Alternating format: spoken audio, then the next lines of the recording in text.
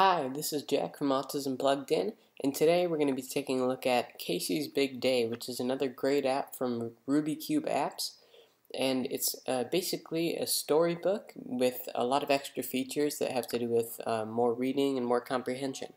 So we're going to take a look at that today. And basically, when you first download the app, it's going to get you through setting up a user.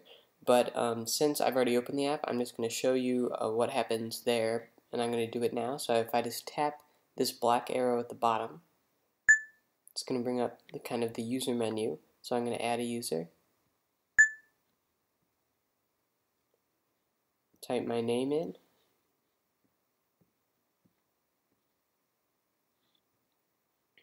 I'm going to keep the language as English, and then I can record a happy or silly sound, and this will play when something positive happens or you select the right answer when you're going through different situations kind of within the story.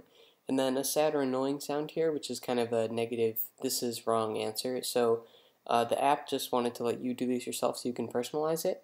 So I'm just going to go ahead and record something now. So I've recorded both my sounds, so I'm going to hit done. And then yes, I'm going to save the user. Alright, and then these are the chapters for Casey's Big Day. So I'm just going to start with chapter 1.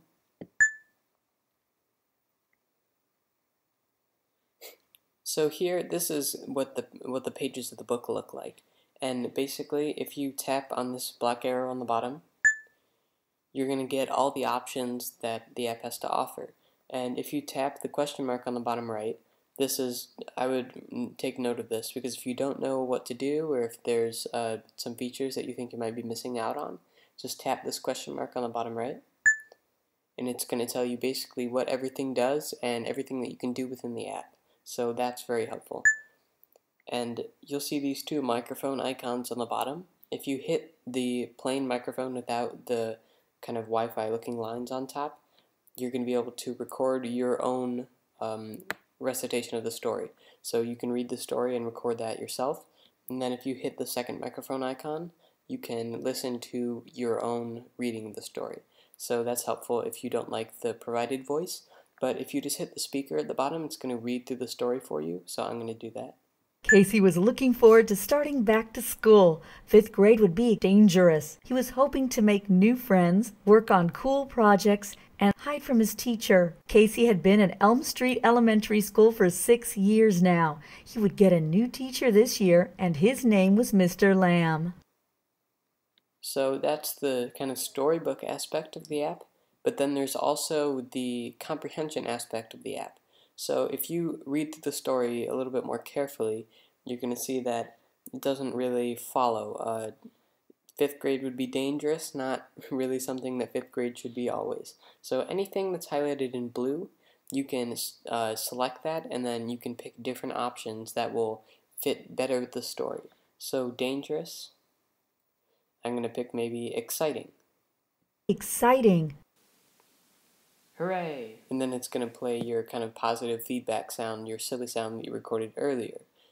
And if you pick something incorrect, like 5th grade would be dangerous. Dangerous. Uh-oh.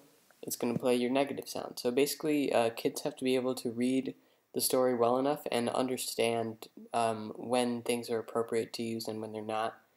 So also, hide from his teacher is not the correct answer here, or the correct fill-in. So if you just tap on that, you can choose something else, like learn new things. Learn new things. Hooray! And notice that as I change the words within the story, it also changes the picture here up top. So that's also another aspect of the interactive and kind of changing the story yourself. And one other thing, if you tap this kind of search icon in the bottom right, you can put the hints away. So this is really only for people who are very advanced, or if you are just trying to make it take it to the next level. So if you tap that, that'll take away the blue that's going to tell you where the story is making a wrong turn. And then just to go to the next page, you just swipe. And then I'm just going to have it read the page for us. Casey had worries about school also. He didn't know Mr. Lamb yet, and he didn't know who would be in his class. As Casey rode his bike into school, he hoped he could eat a huge pizza. Certain times of the day were hard for Casey, like lunch and recess, where he wasn't always sure what to do. I'm going to go on to the next page so you can just see a little bit more of the story. And of course, I should change these as Casey rode his bike into school.